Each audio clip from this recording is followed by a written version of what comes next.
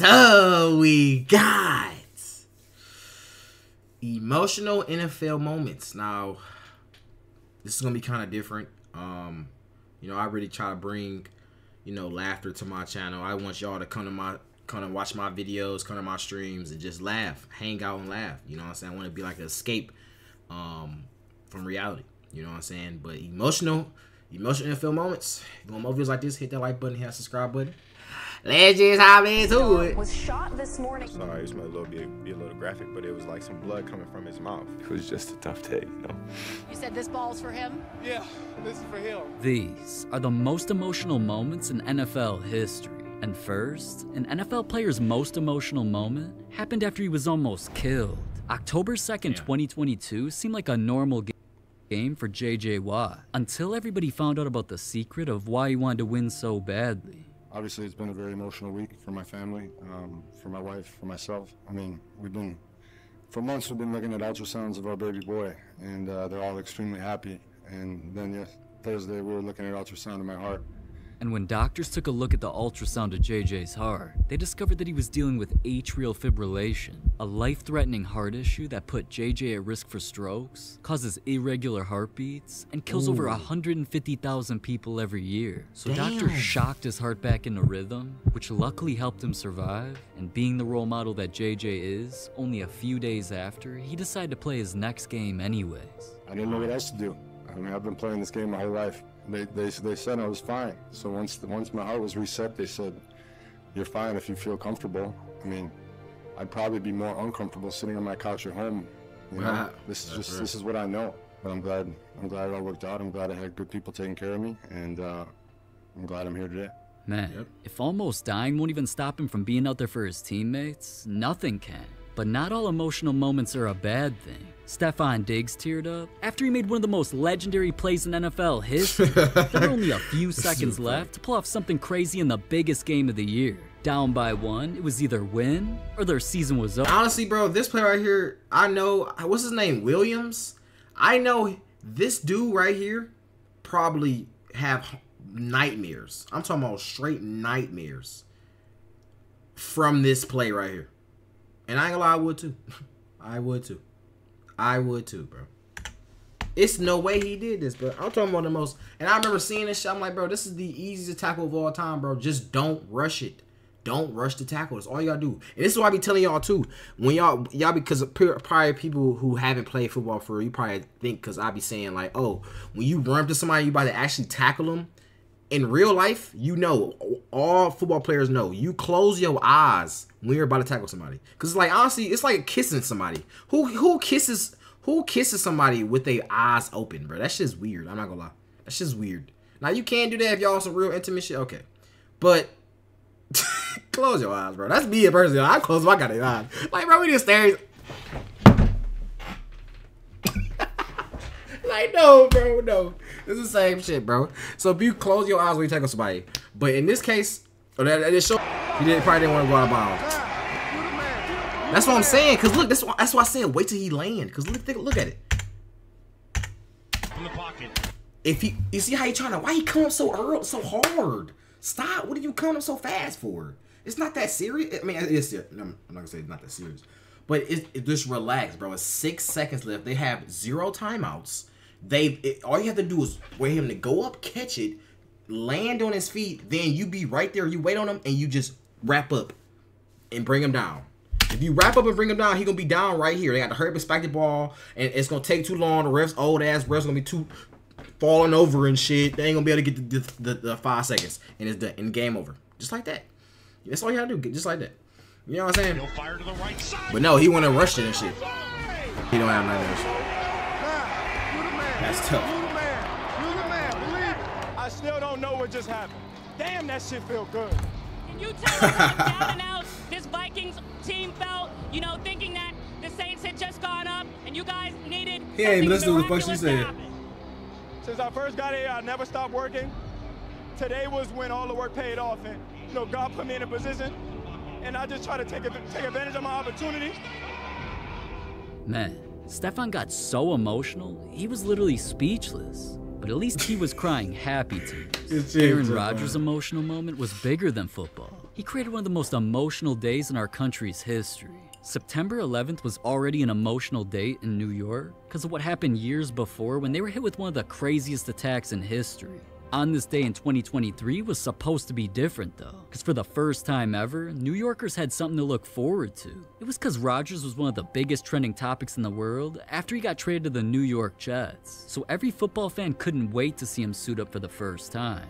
And since his debut landed on 9/11, everything was set for this to be a historic day. Even he knew the day was bigger than just him though, so when he got introduced for the first time, he ran out representing our country with the flag. And just like that, things got underway with the crowd more hyped than ever, until a few minutes into the game, on just Rodgers' 4th play, this happened. Protection breaks down and time runs out. Down goes Rodgers. I actually don't even know what happened to Aaron Rodgers. How did he get hurt? Rodgers sits down.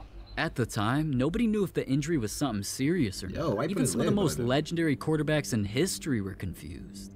Limping? Is he limping? No. He's down. He stays on a bit for 30 seconds. He putting his legs all the way back. After seeing Rodgers leave Ankles without touching being his able to ears, walk, bruh. then not returning to the game, pro athletes all over the world were stunned. Kevin Durant tweeted about it, Patrick Mahomes, Pat McAfee, everybody. Personally, I couldn't believe how many known people were instantly sad about this. Either way, everybody had something to say. What did they say? Despite the main What was focus his being injury? on Rodgers though, the Jets were somehow still able to pull off an upset against a team much better than them for Rodgers. Then the next day, after he underwent tests to confirm how severe the situation actually was, the breaking news had everybody emotional. An MRI confirmed today that Aaron Rodgers has officially tore his Achilles on the 4th play of his Jets career. Rodgers' season now officially is over. There are questions about whether his Hall of Fame career is as well. That's a I very didn't even know tough that's what his injury. injury That's one was. of the toughest injuries to overcome, even for a young man. We're talking about Aaron Rodgers is going to be, what, 39, 40, trying to overcome this. Yeah, I mean, Monday was an amazing day to start. And then it turned into one of the toughest 24-hour stretches I've had in my life. A lot of sadness, a lot of tears. Damn. You could tell Rodgers' heart was broken because not only was his debut ruined, his life got changed in a split second. So, alright, let's lighten the mood a bit, because not all emotional moments are sad. One player was caught crying on live TV, it got him clowned by the entire world, and he wasn't even sad about it. I don't even know how tears that big are possible, but it went down before a game when the national anthem was happening, and cameras zoomed in on You know Sean. damn well, bro. That's some tears right there where your bitch just got fucked. This is the type of tears you have right here when you caught your bitch cheating. That's what it is. He down there came home and she was getting her back blew out right on his bed, right on his bed, his covers that he paid for. You know what I'm saying? The nigga down there got on his clothes. He down there got on his clothes. He got on his chains. Fucking your bitch. Oh my god. Oh my god. Oh my god. Oh my god. Possible, CT but it went speaking down from before a experience. game when the What the national fuck? anthem was happening, and cameras zoomed in on Sean Moreno. Those weren't tears of sadness though. He joked that he was definitely hydrated, and also let us know why he got so emotional. First of all, the cameras caught you during the national anthem. There was tears running down your face. What was that about? Just being so blessed to play this game and being a part of this team and different things that go on throughout your life, and just the emotion, always gets me. And emotion always gets me, and I just love this game so much. And Now, alright, he might have been laughing then. I just wonder how he felt when football fans turned his tears into one of the most viral NFL memes ever. Yeah, 'cause People I don't said know it who looked that like his even tears is. came out of garden hoses. That he cried enough to water the grass or hydrate a small animal. People used his tears to make TikToks with funny captions, and the tears even had one NFL player call him the GOAT, or the G-Code, greatest crier of all time. It's the greatest cry of all time. It's the least time. Look, that hoe. Now, all I gotta say after that, That is the greatest tears cry were now. definitely crazy, but to be honest, Sean was only feeling one emotion. Another player got emotional in multiple ways at the same time. It sounds weird, I know, but it all happened when Jamal Williams was about to set one of the craziest records in NFL history. During his first year with the Lions, he was having the most historic season that any running back has ever had with the team when he scored not 1, not 2, not 3, not even 10. He had 15 touchdowns already. This man couldn't miss. So he was just too short of a record for the most rushing touchdowns by any Lions player in a single year that was set by a top 5 5 running back of all time, Hall of Famer Barry Sanders. But there was a problem. There was only 1 game left in the season for Jamal to break this record, and this 1 game ironically came against the team's rival, the Packers, who not only released Jamal the season before that, the Packers would make the playoffs if they won. So Jamal basically had a chance to ruin his former team's season while making NFL history. And well, First and goal, Williams to the right, to the end zone, to the lead. Yo. Lions touchdown. And he ties Barry Sanders for the most rushing touchdowns in a season by a Lion. Yes, sir. Williams into Yes, the sir. end zone. The Lions retake the lead. A record-setting. Bro, what's up with this dance he got? 17th rushing touchdown this season for the former Packer. Jamal, Yes, sir. you set the franchise record. You broke Barry Sanders' record. What does that mean to you? My great-grandfather died on me. I just dedicate this to him. I'm just proud. I'm just grateful to do this for him. My grandfather, he was 92, but I'm just grateful for him to be in my life, and I'm grateful to be able to play football and do this for him. So there's a lot of memories, a lot of emotion happening right now, but I'm just grateful. I'm grateful to be able to play this game for my great-grandfather, and I'm glad that he's looking down on me, and I know I'm making him proud. You said this ball's for him? Yeah, this is for him. Another thing, stop playing us, man. We the Detroit Lions. We the Detroit Lions. Stop playing with us. What the fuck type of damn bipolar ass shit is this? How the fuck you do that shit? Come on, bro. This nigga was crying worse than the nigga we just seen the last clip. Nah, stop fucking playing with us, man. Yeah, man. Yeah, man. Fuck down with y'all, nigga. TV, but I heard everybody already picked the Packers over us. Stop playing with us. Yo. That's all I gotta say, man. Don't let these tears fool you. There's all dog around this mug. It's okay to cry, bro. It's okay. It's okay.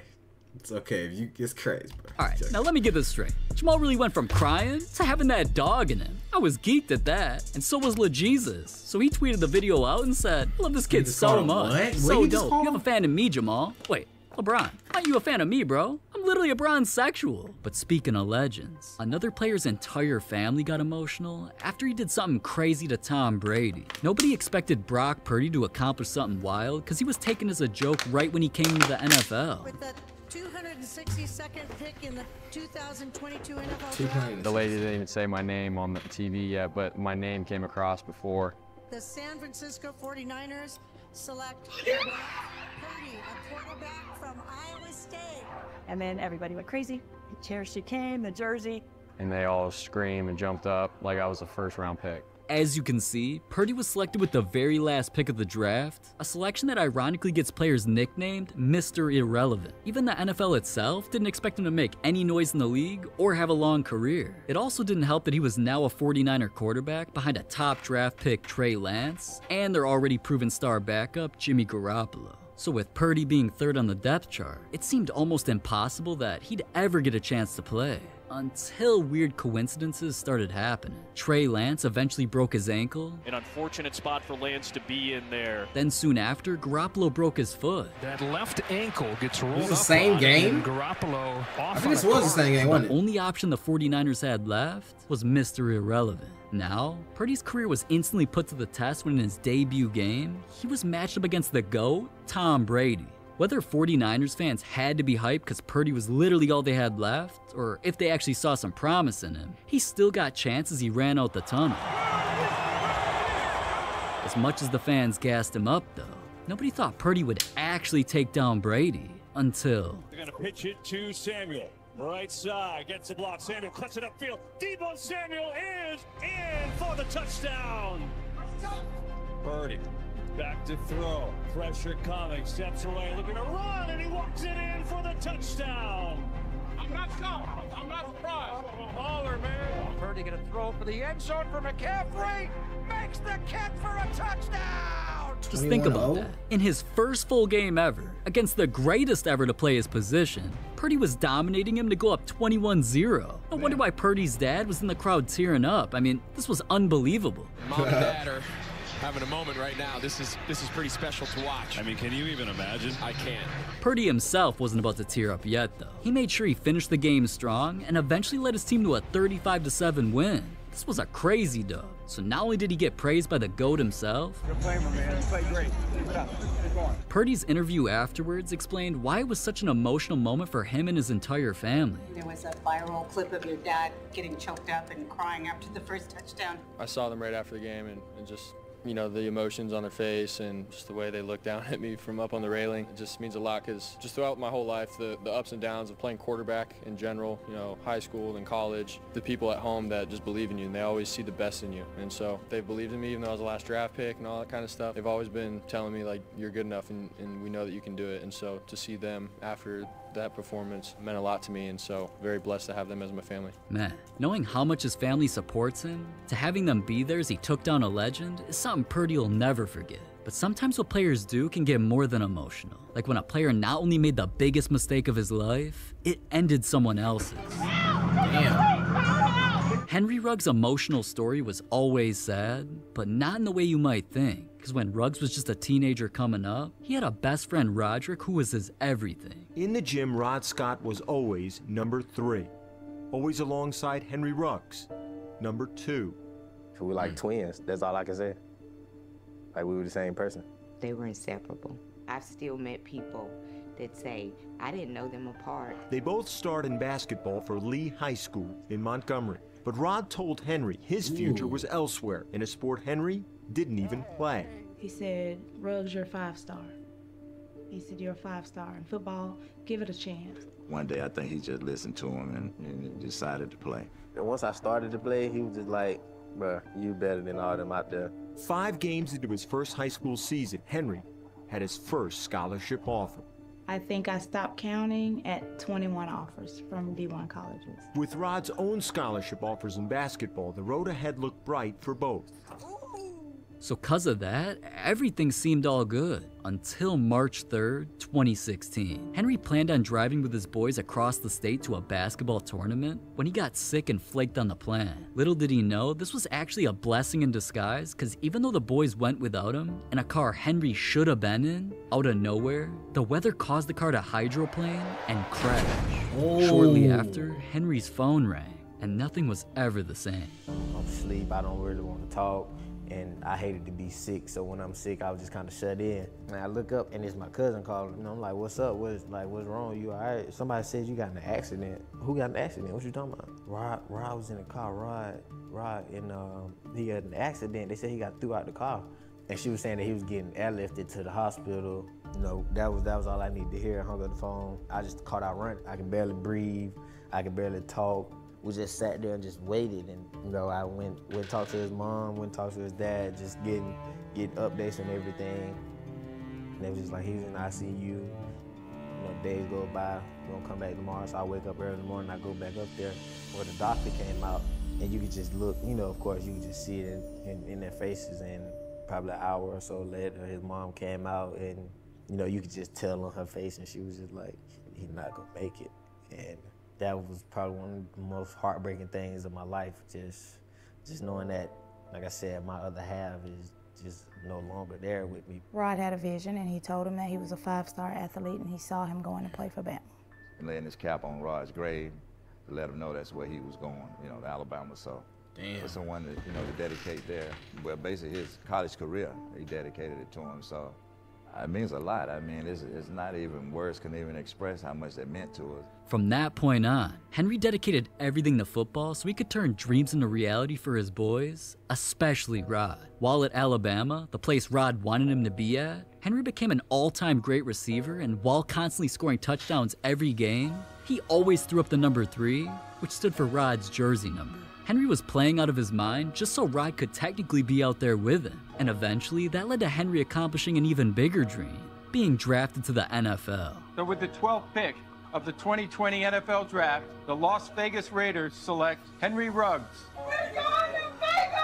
Oh my God! After that, Henry still wanted more. That's why his NFL career...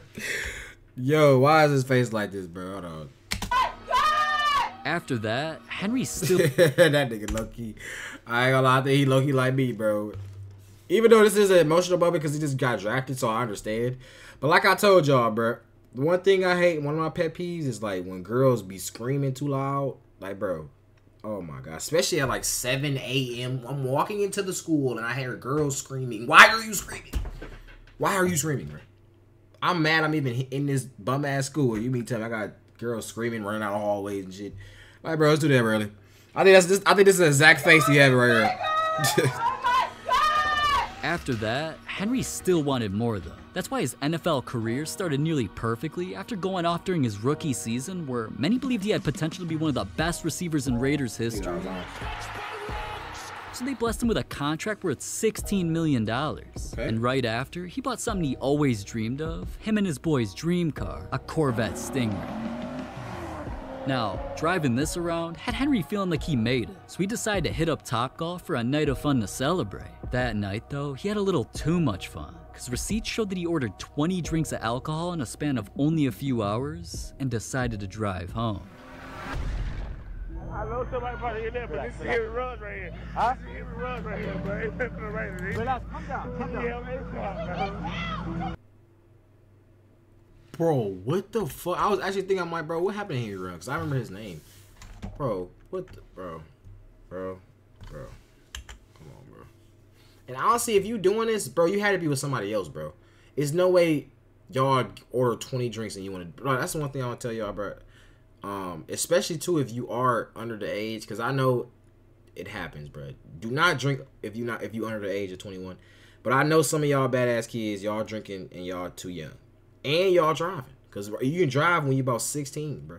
So the thing, you drinking hella young, and you driving hella young. You know what I'm saying? And you on your phone. I know y'all text and drive. Yes, I know y'all be on TikTok scrolling, texting your friend. I know what y'all be doing, bro. I didn't did it. You know what I'm saying? Bro, please don't do that shit, bro. Please, bro. Because all it takes is one. All it takes is one little anything.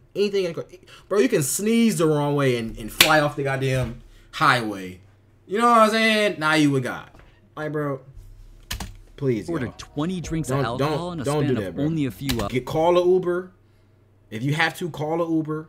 And if you know you're gonna, if you know you're gonna drink, look, this if you know you're gonna drink and you know you're gonna get fucked up, go somewhere say it's a party, say it's an Airbnb party. Go to the Airbnb party and spend the night. Then you can get fucked up because you're not driving nowhere. You know what I'm saying? That's the only time, bro. Or call an Uber, or one of your friends stay sober.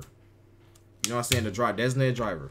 That's all you gotta do, bro. Don't go out drunken and driving and shit, bro. He ordered 20 drinks of alcohol in a span of only a few hours and decided to drive home. I know somebody probably in there, but this is Henry Ruggs right here. Huh? This is Henry Ruggs right here, bro. Relax, calm down. Henry was driving 155 miles an hour when he crashed and caused absolute chaos. With flames. And you gonna go drive 200 miles per hour, nigga? Who the fuck you think you is, Flash? 155 miles an hour when he... While drunk. Now, that's gotta be the dumbest shit of all time. He crashed and caused absolute... Bro, look at the front of his car. He was driving 155 miles an hour when he crashed. He don't even got it no more. That bitch is gone. I'm really... Bro, and there's one thing, too, about these, like, low-seater... Because they call this bitch a seat. That car is just a seat. That's all it is. It's like sitting down in a seat and driving. That's all you're doing. It's a low car. It's not that much room in there. So I always think like, oh, if there's a car like that and you get hit, it's over. You're dead. You know what I'm saying? And it's low to the ground. It's over. So I'm surprised. It's really, thank God he's even still alive, bro. And caused absolute chaos. Henry was driving 155 miles an hour when he crashed and caused absolute chaos. With flames bursting, firefighters started distinguishing the fire, and that's when it was found that a woman and her dog in the other car were dead. Henry was rushed to the hospital where he was treated for just a neck injury, but when blood tests revealed that he had twice the legal limit of alcohol in his system, this was the beginning of the end. Henry was arrested and charged for DUI resulting in death. Now, I ain't gonna lie, I think I do remember seeing some shit like this. I'm not gonna lie. I think I do remember seeing some shit like this. Now it's all coming, like, this right here is the specific thing right here. Now it's all coming back Henry was arrested and charged for DUI resulting in death, Because like usually you always hear somebody getting a DUI in the NFL. So I'm thinking like, oh, when I seen this, I'm like, oh, he got a DUI, but he'll be back. I probably didn't read the whole caption, resulting in death. Like, it's in the over, beginning man. of the end, It's over. Henry was arrested and charged for DUI resulting in death, which instantly forced his team to release him because they knew it was coming next. As Ruggs sat in a courtroom waiting for his sentencing, some of his former teammates who still supported him got emotional when they were asked about the tragedy. Obviously, my heart goes out to the families that have been affected by what had happened, the choices and decisions. My heart goes out to Henry too and his family. Obviously, it wasn't the right choice or decision that he made, but when I heard the news, I mean, that was tough for me to hear. You never think this guy could hurt us, so I mean, I'm still kind of in disbelief. Try and say it with a straight face, because I've already been emotional about every bit of this. No one ever wants to see this, whether it's a football player or not. You know, it broke my wife and I's heart, you know, honestly. I will always be here for him. That won't change, and I'll prove that over the course of time to him, not to anybody else. He needs people to love him right now. He's probably feeling a certain type of way about himself right now, and he needs to be loved. And if no one else will do it, I'll do it. I will tell you, I walked by and I saw Henry's locker today, and for whatever reason, that got me. It's not going to be there, not because of what he could do for me, August 5th, but because of the 2026. person that he is and because I love him. As much as everyone was supporting him though, none of that really mattered when after a long-fought case, Henry pled guilty to his charges and was sentenced to a minimum of 3 years with a maximum of 10 years in prison. Now, Henry's career and life are forever ruined. So even though he should have learned his lesson on being careful in cars because of his boy's tragedy, in the end, now he has to live with these new consequences forever, all because of one bad decision.